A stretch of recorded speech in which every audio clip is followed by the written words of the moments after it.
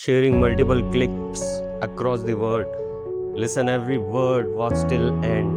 See what the word is saying about the Pahalgam terror attack. Yesterday in Kashmir, India, at least 26 Hindus were murdered and around 20 others injured by jihadist terrorists. Before being sprayed with bullets, they had to prove that they were Muslims or they were shot. Yet the same people who scream oppression and cry genocide at every corner in Canada say nothing. Why? Because in the West, too many are scared to speak up when the attacker is Muslim. But this is not out of respect. It's because they confuse naming violence with blaming an entire people. If calling out extremist Islamist violence feels to you like hatred towards all Muslims, maybe it's because you're the one who's generalizing. Erasing an entire people, like saying that Israel does not have the right to exist, just proves your bigotry. I unfortunately speak from experience. I witnessed my people be massacred by Palestinian terrorists on October 7th. And even in this extreme grief and fear, I never wish death on anyone's child. I wish them love, education, and the opportunity to grow into people who can critically think and choose non-violence. But this future will not come if we don't have the courage to face the truth. This massacre isn't the first of its kind in India, but also in Nigeria, Somalia, Iraq. Entire non-Muslim families wiped out because of their identity. And still, no protests in Canada. When you stay quiet, you abandon the victims. And you send a dangerous message to the perpetrators that they will get away with it, that they can do it again, and they will.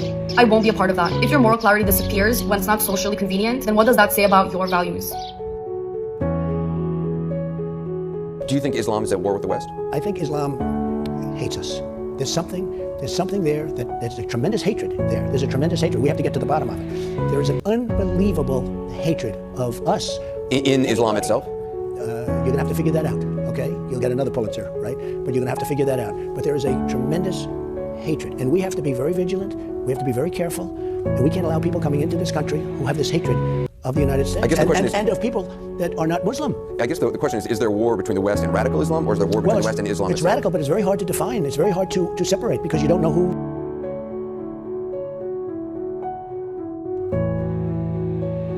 They asked for names and religion. Then they opened fire.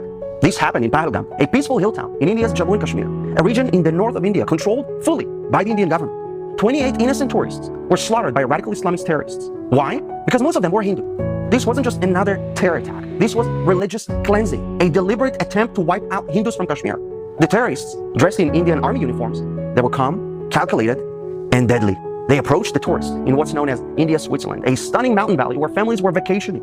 The attackers asked for names, then religion. Some tourists were forced to recite Islamic verses. Those who couldn't were shot in the head. A newlywed husband, a father with his children, a tech worker, an Indian Navy officer, all murdered for being Hindu in their own country. Now let me ask you this. Where is the global outrage? It takes the world 5 seconds to condemn Israel for defending itself against radical terror. But when Hindus are executed for their faith, suddenly everyone forgets how to speak. No protests in Pakistan, no outrage in Muslim country. Only India lit candles. Again, let's be clear. These attackers were not freedom fighters. They were extremists, brainwashed with hatred. They were fed decades of lies. Lies that paint Hindus as occupiers in a land they've lived in for thousands of years. These same lies have created sympathy for terrorists and turned the victims into villains. And this wasn't just an attack on people. You have to understand this. This was an attack on identity, on the Hindu presence in Kashmir, on the unity of India. And it's not new. In the 1990s, Kashmiri Hindus were forced to flee their homes as Islamist terrorists targeted them and their children. The world stayed silent, just like now. In 1999, India was defending itself against Pakistan during the Kargil War. Most nations stayed neutral, but Israel stood with India. Israel proved it wasn't just a friend, it was a real ally. And what now? Another United Nations committee, another speech about both sides? Or are we finally going to say the truth out loud? There cannot be peace with people who glorify murder. Kashmir doesn't need more appeasement. India and Israel are fighting the same war, not just against terrorists, but against an ideology that celebrates murder, one that hates freedom, one that negates our right to exist. Whether it's Hamas in Gaza or Lashkar and Hezbollah in Kashmir, it's the same evil, and it must be crushed. It's time to stop pretending, it's time to stop apologizing, and it's time to start defending your temples, your families, your right to exist. Because Kashmir belongs to India. Bharat will not bend, Bharat will not forget. Share this message. Don't let their deaths be just another headline. Speak, stand, resist evil. I have for the last 10 years, 15 years, I'm absolutely not enthused by Kashmir at all. I don't want to visit it. I don't want to sometimes even talk about it because all our policies, cutting across governments, have failed us Indians. Starting with the Kashmiri Hindus, of course, cutting across party lines. And also this thing about 16 million Indians or tourists visiting Kashmir last year. You're giving it a facade that everything is fine, including these lines.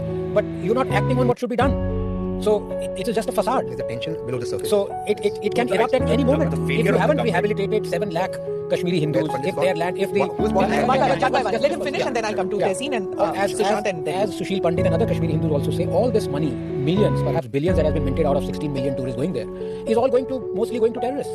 And then this whole insurgency and whatever you may call it, terrorism, militancy or whatever face you may like to address it as, is going to continue. You need an Israel-like solution to Kashmir.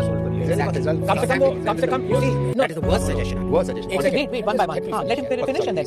the fact that Israel has not been able to quote-unquote solve it is not because Israel not acting to solve it or Israel not doing things that should be done.